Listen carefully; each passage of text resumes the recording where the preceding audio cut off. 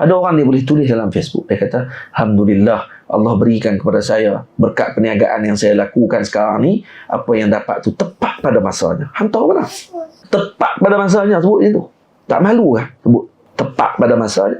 Tepat pada masanya dengan nafsumu, atau tepat masanya dengan iradahnya Allah Ta'ala. Kadang-kadang kamu ikut nafsu kamu. Karena dapat tu karena kamu sesuai perlu pada waktu tu, tengok dapat, oh tepat masanya. Kalau tak dapat waktu tu,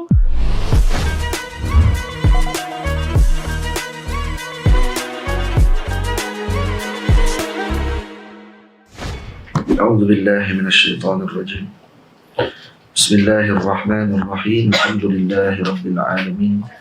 Wassalatu wassalamu ala asyrafil mursalin sayyidina wa nabiyyina Muhammad ibn Abdullah rasulil amin wa ala alihi wa ashabihi wa man tabi'ahum bi ihsanin ila yaumiddin. Subhanaka la ilma lana illa ma 'allamtana innaka antal alimul hakim. Rabbi shrah li sadri wa yassir li amri wa hlul 'uqdatam min lisani yafqahu qawli. Rabbi yassir wa la tu'assir. Rabbi tammim bi khair wa ba'd. Alhamdulillah, kita bersyukur kepada Allah Subhanahu wa taala pada hari ini sama-sama dapat berkumpul setelah hadrah. Sebelum kita sama-sama membaca doa istighatsah,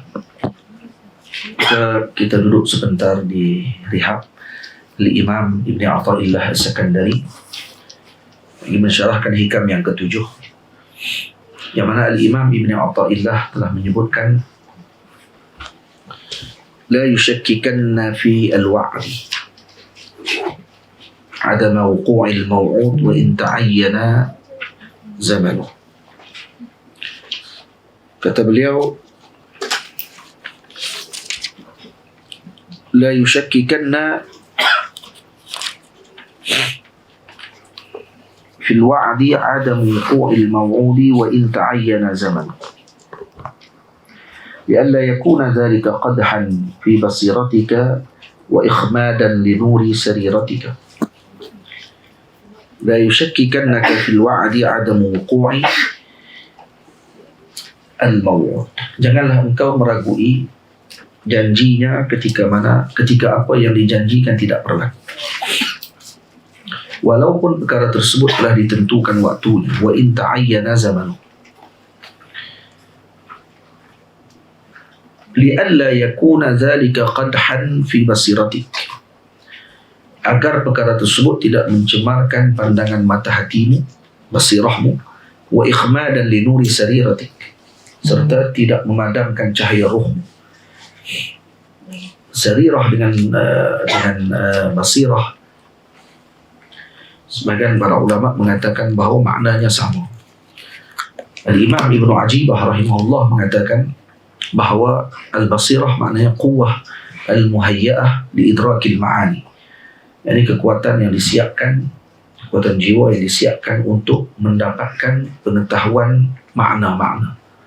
Manakala sarirah pula adalah quwwah al-musta'iddah litamakkunil ilmi wal ma'rifah, yakni kekuatan yang disiapkan untuk mendapatkan tamakkun ataupun mendapatkan kekuatan ilmu dan ma'rifah. Sebahagian masyayikh mengatakan al-basirah was-sarirah nafsul ma'na, muradif, sama saja maknanya. Jadi al-imam mengatakan bila mana Allah Ta'ala telah menyebutkan janjinya kepada kita, kepadamu, secara khusus kepada salik ila Allah, maka dia sekali-kali tidak akan memungkirinya. Bila disebut la yushakkikannaka fil wa'di adamu wuqu'il maw'ud, jadi Allah tidak akan mengingkari janji sama sekali. Jadi bila mana kamu mula menaruh syak terhadap janjinya Allah, maka kamu akan mula menyangka bantuan dan pertolongannya lambat tiba. Dan ini merupakan buruk adab terhadap Tuhan yang Maha Agung. Dan syak yang dimaksudkan di dalam hadis ini, dalam hikmah ini, bukanlah dimaksudkan dengan syak kepada Allah Ta'ala, bukan syak kepada Allah, dan bukan syak kepada apa yang ada di sisi Allah, sehingga kamu akan mendustakan serta menidakkan apa yang telah dijanjinya. Tak, bukan syak itu yang dimaksudkan. Namun keraguan-raguan tersebut adalah pada sudut berkemungkinan tidak akan memperolehi apa yang diharapkan serta dijanjikan tersebut kerana keadilannya. Berhak sahaja baginya untuk memberi ataupun tidak. Itu dia syak. Syaknya pada dapat ataupun tidak. Kerana mungkin dia kata dia tak dapat, walau telah dijanjikan. Karena mungkin Allah, dia berpegang dengan adilnya Allah Subhanahu Wa Taala, maka Allah berhak untuk memberi dan tidak memberi. Dia bukan syak pada Allah. Buktinya, kata beliau, buktinya Al-Imam Ibn Atta'illah hanya menyebut perkataan apa dia, qadah atau qadhun atau qadhan fi basiratik. Qadhan dengan makna akan berlaku ini tercalar pada pandangan mata batin. Tercalar saja. Dia tidak sebut dengan tams. Nah, tidak disebutkan dengan tamsul basirah seperti mana hikam yang sebelum ni. Hikam yang sebelum ni yang bila mana disebut al-ya's, yakni keputusasaan terhadap rahmat Allah Subhanahu Wa Taala, itu akan menyebabkan apa yang berlaku, akan menyebabkan tamsul basirah, dipadamkan terus basirah. Sini tidak dipadamkan, sebaliknya hanya dicemarkan saja. Mata batinnya tercemar, tidak nampak yang sepatutnya dia nampak. Dibagi qadhan fi basiratik. Dan ini bukti kata Al-Imam Baras rahimahullah di dalam syarahan beliau, membuktikan bahawa syak yang dimaksudkan dalam hikmah ini bukan syak pada Allah. Karena syak pada Allah kafir. Faham? Dan kalau syak pada apa yang ada di sisi Allah yang Maha Kaya, bermakna kamu juga orang yang kafir sebenarnya. Ini bukan syak itu, dia syak pada diri dia. Syak pada apa? Pada adakah Allah akan bagi kepada dia sesuai dengan apa yang dapat pada diri. Jangan syak. Yakin Allah Ta'ala akan bagi kepada kamu. Yakin Allah Ta'ala akan memberikan kepada kamu dengan anugerahnya. Keadaan begini yang akan menyebabkan seorang mukmin itu berlaku kegoncangan. Dia akan goncang dalam diri dia. Namun tanda iman seseorang tersebut berbunga di dalam hatinya, dibukakan hijab kepadanya serta imannya bercahaya. Apa tandanya? Mukmin itu akan bersifat baik sangka kepada Allah Subhanahu Wa Taala serta meyakini sepenuh hati dengan janji Tuhannya tanpa datang sedikit pun perasaan syak.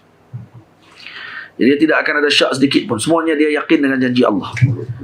Faham? Jadi keraguan terhadap apa yang dijanjikan oleh Allah adalah bukti kepada mata hati sedikit kabur. Basirah, pandangan mata hati seorang hamba tersebut adalah seperti basar. Ni basirah ni pandangan mata hati. Basar pandangan mata kasar. Seperti mana pandangan mata kasar ini ada syaratnya untuk dia melihat sesuatu yang zahir, yang tidak ada halangan, perlu ada syu'a, cahaya yang sampai ke matanya dan tidak terlalu jauh. Maka basirah juga begitu. Basirah juga mempunyai syarat-syaratnya untuk seorang tadi dibukakan basirah. Maka orang yang hanya melihat dengan mata kasar sahaja, tidak melihat dengan mata batinnya, maka orang ini masih lagi, maksudnya mata batinnya masih lagi tertutup, ataupun mata batinnya masih lagi terhijab dengan sesuatu.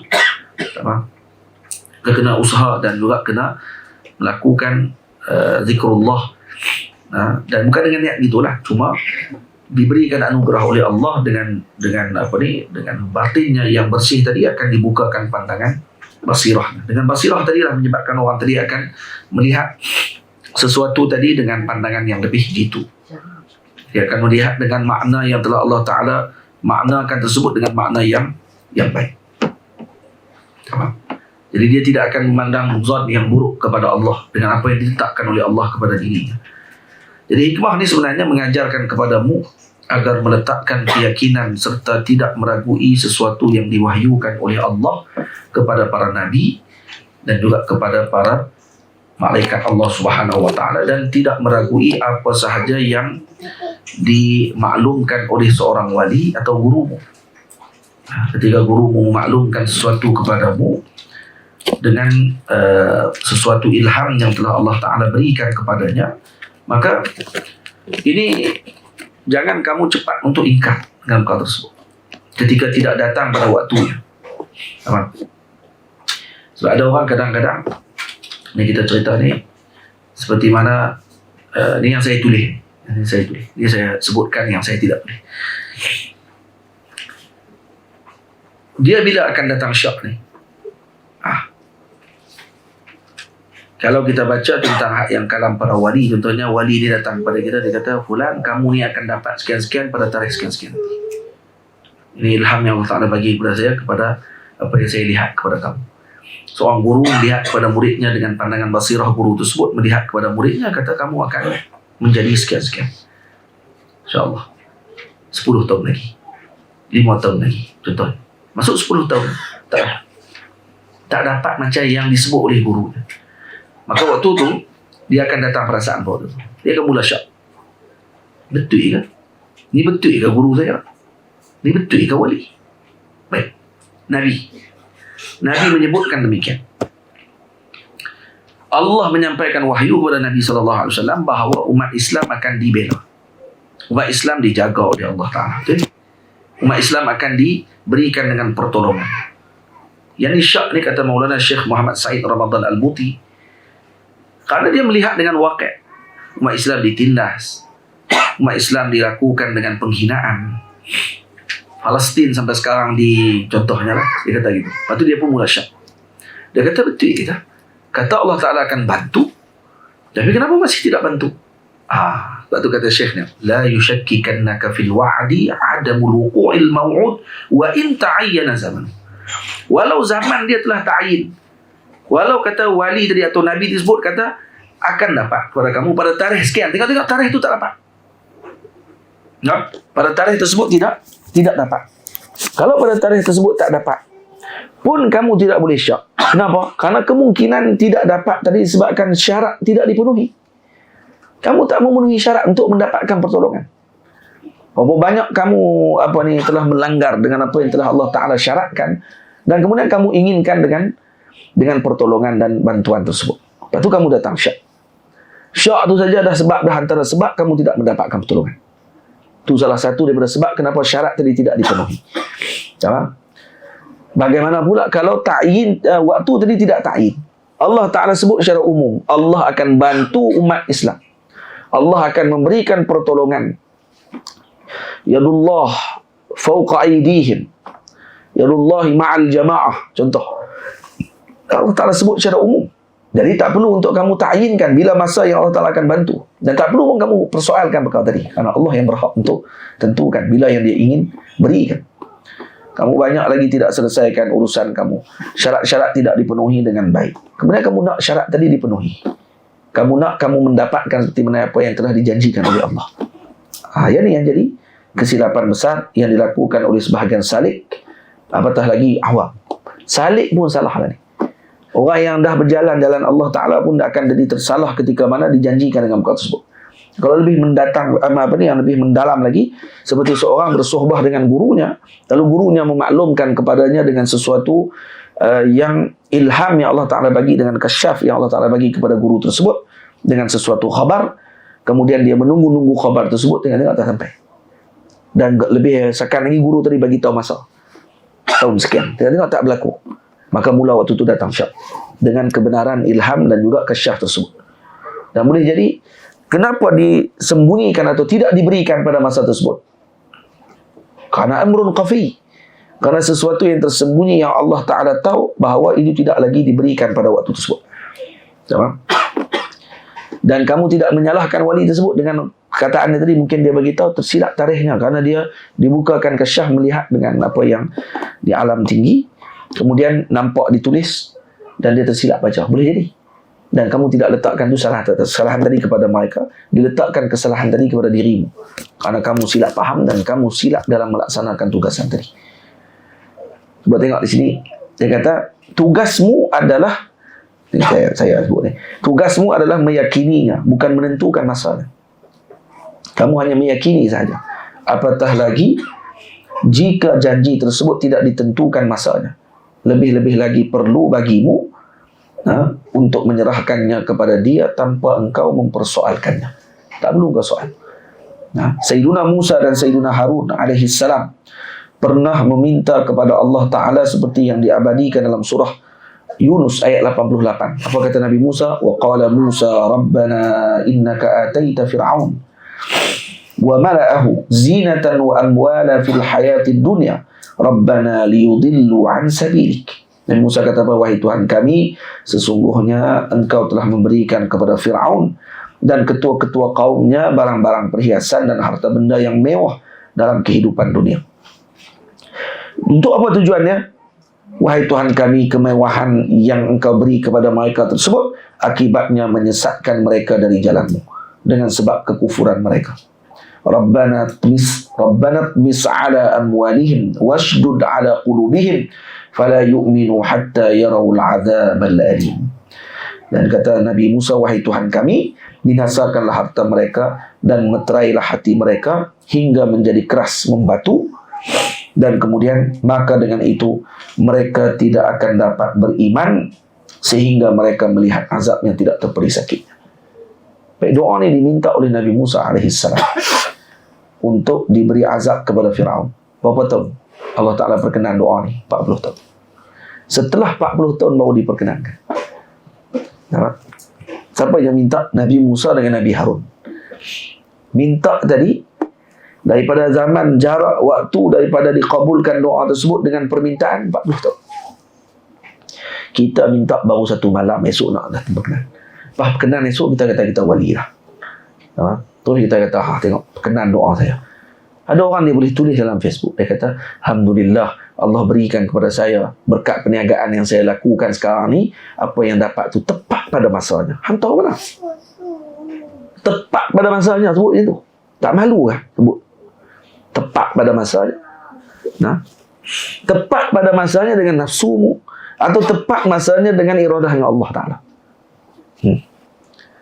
Kadang-kadang kamu ikut nafsu kamu. Karena dapat tu karena kamu sesuai perlu pada waktu tu, tengok dapat, oh tepat masanya. Kalau tak dapat waktu tu, Allah tak dengar saya punya doa. Itu tak ditulis macam tu. Lepas tu ahlullah kena jaga ketika tulisan dia waktu nak tulis, nak sampaikan apa sahaja maksud yang dia ingin nyatakan kesyukuran dia tadi. Tengok macam mana para wali Allah Ta'ala ketika mana mereka berdoa. Sebab tu buku-buku doa ditulis oleh para ulama untuk melihat bagaimana adab para wali berdoa dan apa yang mereka minta dalam doa mereka. Kalau kita kaji balik doa-doa para awliya, maka kita akan lihat majmuk doa mereka, kesemuanya minta dengan bahagia akhirat. Itu dia. Dan mereka akan minta sesuatu yang di dunia ni yang tidak menyibukkan mereka dengan akhirat. Sebab tu Nabi ajak untuk doa agar kita dihilangkan daripada kesusahan hutang. Kenapa? Karena itu akan syaral. Otak kita akan jadi sibuk memikirkan tentang hutang. Maka dia akan menyibukkan kita daripada akhirat. Dan kita tak akan fikir akhirat waktu itu. Karena sibuk dengan bayar hutang kita. Maka Allah, Nabi kita SAW ajar kita untuk doa kita, dalam doa bagi selesai hutang. Dan diajarkan juga dengan doa-doa agar kita boleh selesai hutang. Dibacakan pula selawat oleh para ulama, selawat untuk selesai hutang. Kenapa? Bukan kerana hutang tu sebenarnya. Kerana untuk tidak mau syughlul bal. Otak kita ni duk fikir teruk tentang hutang tadi sehingga sibuk kita tidak mai lagi majlis ilmu, tidak lagi datang solat jemaah, tidak lagi datang dalam pengajian-pengajian, tidak lagi duduk dalam majlis zikir. Itu sebabnya. Bukan sebab hutang tu. Sebab kalau hutang tadi selesai, tetap majlis ilmu tidak datang, majlis zikir tidak datang, majlis selawat tidak datang, majlis untuk mendekatkan diri dia kepada Allah dengan ilmu, dengan gurunya dan seumpamanya, maka tak ada faedah juga sebenarnya dengan apa yang kamu lakukan tadi. Yang kamu lakukan untuk dunia kamu juga. Jadi dunia untuk dunia. Bukan duniamu untuk akhirat, duniamu untuk duniamu. Gitu maksudnya. Faham? Jadi sebab tu para Nabi SAW, mereka tidak kalut. Mereka tidak akan cempa. Tak akan pernah bersoal bila akan diperkenankan doa kami. Waktunya bila. Jadi banyak contoh peristiwa yang Allah Ta'ala tunjukkan, yang ditunjukkan oleh para Nabi dan para salihin, yang mana mereka tetap menjalankan urusan mereka tanpa datangnya syak terhadap apa sahaja yang telah dijanjikan oleh Allah. Jadi Allah janjikan pertolongan kepada golongan beriman. Bila masanya? Hanya Allah Ta'ala yang mengetahui.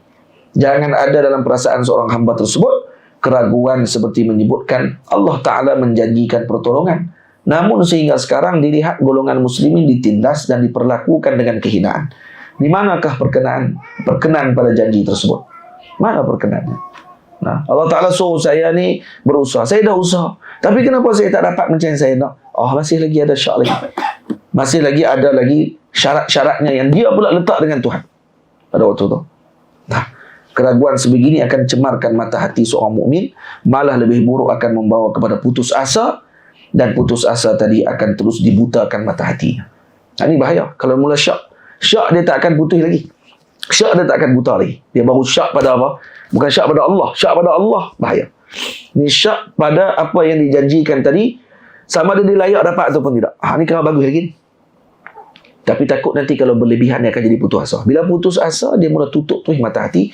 Tutup mata hati, maka ketika sebut tidak ada tempat lagi melainkan neraka. Tamam? Karena tutup mata hati, dan dia akan jadi samsing lepas tu. Dia akan jadi sombong lepas tu. Dia akan jadi rosak setelah tu. Semoga Allah Ta'ala melindungi kita daripada sikap demikian. Amin ya Rabbal Alamin. Sayyidina Umar radhiyallahu anhu, ketika mana peristiwa Hudaybiyah. Tengok. Sayyidina Rasulullah SAW beritahu kata, saya mimpi, dalam mimpi saya kita bertawaf di keliling Kaabah. Lalu Nabi buat apa? Nabi terus suruh para sahabat siap. Jangan bawa pedang. Pedang semua bubuh dalam sarung. Bawa pedang tapi bubuh dalam sarung. Kemudian bawa binatang-binatang. Dalil kepada kita bukan pergi perang. Kita nak pergi buat haji. Nak pergi buat umrah. Dan kami nanti kita akan sembelih setelah mana kita sampai di sana. Haji, no? Haji pada tu. Bukan ni bukan tawaf saja, bukan umrah. Nah, marish, umrah. Jadi bila sampai saja di Hudaybiyah, mereka ditahan. Dan berlaku peristiwa Hudaybiyah. Perjanjian Hudaybiyah yang masyhur. Setelah tu Sayyidina Umar datang dan ceritanya panjang. Saya selalu cerita ni.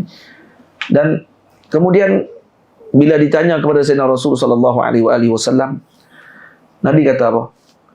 Kata, ya Rasulullah, bukankah kita di pihak yang benar? Mereka di pihak yang salah.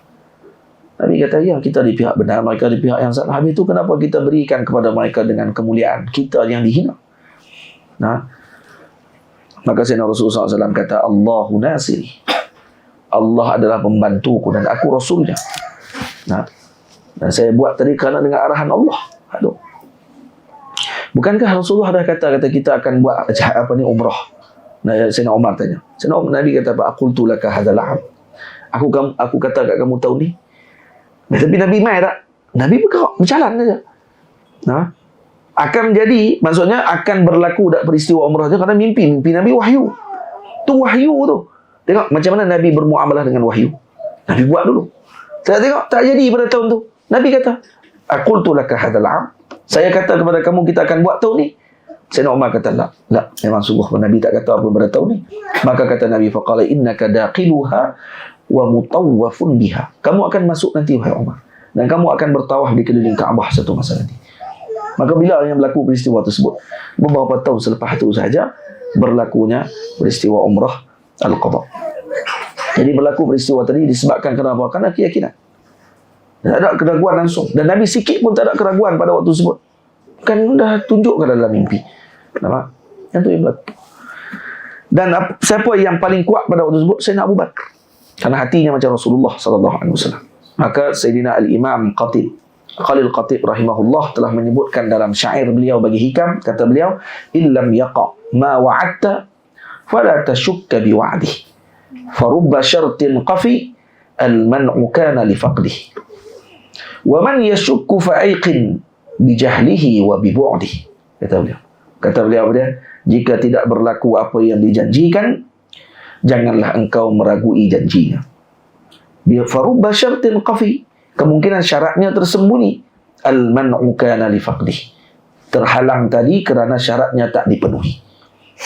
Wa man yashukku fa'aiqin, wa man yashukka fa'aiqin, maka siapa yang meragui yakinlah. Bi jahlihi wa bi bu'dih, ianya sebab kejahilan serta jauhnya daripada kebenaran. Dia kena yakin, kata, disebabkan kenapa dia tak dapat lagi, atau dia ragu, kenapa dia ragu? Kerana dia masih lagi jahil dengan apa yang ditetapkan oleh Allah Subhanahu Wa Taala. Mata hatinya tidak masih lagi dibuka oleh Allah. Saya juga menyebut dalam syair, janganlah engkau meragui wahai teman pada apa yang telah dijanji Tuhan. Jika masih tidak juga diperkenan, itu mungkin syaratnya tak dipenuhkan. Jangan meragui janjinya hai taulan, basirahmu tercalar tak ketahuan. Yakin itu anugerah permintaan, adabmu jagalah, jangan kau abaikan. Jadi moga-moga kita dapat faham baik hikmah yang ketujuh ini dengan baik. Ada sebagian ulama mensyarahkan hikam ini panjang, ada sebagian mensyarahkan dengan pendek saja, karena dia adalah kesinambungan daripada hikmah sebelum ini. Tapi moga kita dapat faham dengan baik. Dan ini sebenarnya menjawab banyak persoalan sebenarnya. Hikmah ketujuh ini menjawab persoalan yang berlaku sekarang dan persoalan-persoalan yang selalu timbul dalam jiwa seorang mukmin. Ketika mana dia lihat orang Islam ditindas, ketika dia lihat orang Islam kenapa ekonominya tidak kuat, karena syarat tidak dipenuhi. Itu saja. Kita nak kaya tapi kita tak ikut jalan yang ditetapkan. Tipu orang, buat benda yang tak elok, mesti lalu jalan yang tak kena, dan seumpamanya, maka akhirnya kekayaan tadi tidak akan memberi makna apa-apa. Hanya menunggang saja dan juga kemudian menindas orang lain yang juga memerlukan. Moga-moga Allah Ta'ala jaga kita semua daripada perkara tersebut, dan kita dijadikan oleh hamba Allah Ta'ala, jadi sebagai hamba Allah Ta'ala yang redha, dan juga diberikan dengan kekuatan untuk kita memahami dan terus mempelajari kitab ini insya-Allah sehingga selesai hikam ini. Wassallallahu ala sayyidina Muhammad wa ala alihi wa sahbihi ajma'in. Wassalamualaikum warahmatullahi wabarakatuh.